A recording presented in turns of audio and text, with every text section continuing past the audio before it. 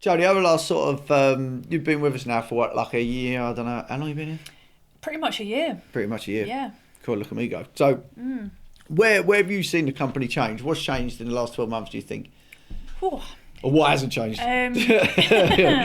Yeah, I think we've been on quite a journey Yeah. over the last 12 months. I think we've had some big changes in business structure. Yeah. So from all angles, that's like the kind of thing that we want to be doing and doing the most of, and like how we're working with clients. Yeah. But also the team, we've had some big changes as well, just kind of like operating model wise. As well as like the changes in what we're actually producing, which is kind of like moving with the times a little bit, I suppose, which leads us here today and like launching a podcast. But I think one of the things that we really want to make sure that we're kind of staying up to date with and sticking on top of is the kind of content first approach. So we want to show our clients that yes, we know marketing as a whole, but we recognise that like content is so key to any of the strategies actually working. So this is where making sure that we are super on it with what's working, what's not working, all that side of it behind the scenes. Because I think majority of our clients, whether they're really small companies or much bigger companies like global big corporates, a lot actually are very limited in their marketing function. So as much as they rely on us and work with us because they want a video or they want a podcast or they want photos, they want us to be that expert point of contact as well. They want the knowledge. They want to know, oh, we've done a video every 6 months for the last 3 years. What's next? What should we do? Oh, shall we do a podcast?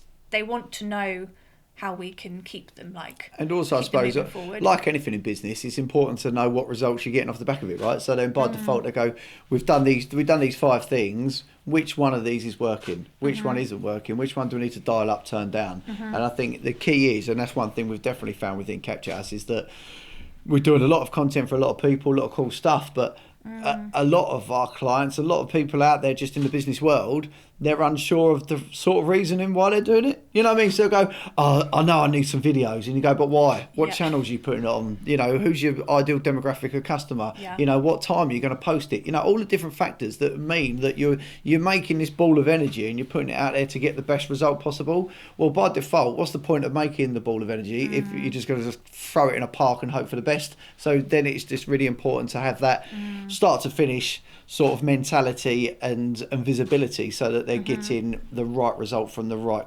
content that we're making for them. Definitely. I think the clients that actually end up with the best outputs or are able to really see a difference from the content are the ones that really like lean into that relationship with us. Because yes, a lot of them, well, we get some that are like, I just need videos, and quite a few that fall into that actually, but some have a very clear idea of what they do want.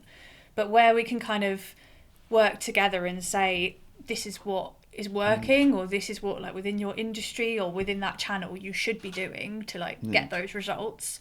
If we can combine that side of what we can provide with their knowledge of like their product or service or audience, that's when the best content comes out of it, versus them giving us like an absolute full brief that we have to follow to a T, because they won't have accounted for bits that we know about behind the scenes, and vice versa if we don't get much input from them. So building that collaboration is the like cornerstone almost to saying this is what's gonna help grow things. So I think it's just kind of circling back round actually. I just thought we've gone on a little journey from thinking what's changed in the last year. I think we're operating in a different world from a year ago, so that's kind of where we were getting 100%. to. Like, when you have the battles like now, especially with like things like AI and stuff like that, well, you can't get it more real than this sort of thing, right? Whereas previously, you know, a lot of the stuff that people were throwing out there sort of 4 or 5 years ago can now be replaced.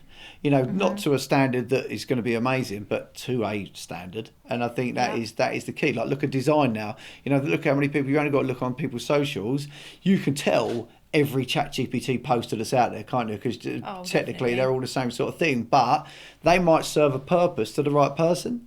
And then anything over and above, they go, actually, it's not good enough for us. Same sort of thing, right? Have you heard like AI slop? Yeah. That's everywhere now. Every post I see on LinkedIn, I feel like it's mentioning AI slop. Yeah. It's true. It's just pushback, isn't it, in terms of what's going on? So, no, I totally agree. Yeah, there's definitely a power to AI and what it can do and how it can like speed up processes, productivity, and work as like a tool alongside the human part of the team. But I think it's something where we are seeing that pushback. I think that's the right word for it, actually, where clients are leaning more into authenticity, like genuine conversations, natural reactions. Just knowing that it's real. I think that AI is helpful for things that don't have to be authentic, like i.e. like a workflow. Or, like back office type things, and you think, right, we're going to do an AI plugin. So one of the things we've been doing at Capture House is we've been looking at our org chart in terms of the team and looking at where we can actually have AI integrated as part of that team member, but we never want to put that into something that's like customer focused, customer facing, anything that would affect the quality of our work. But for back office operational, speed and nice visibility and KPIs and dashboards and all those sort of things, why not embrace it? Because all it'll do is just mean that you've got more time to make great stuff. So by default, it's a good thing for us.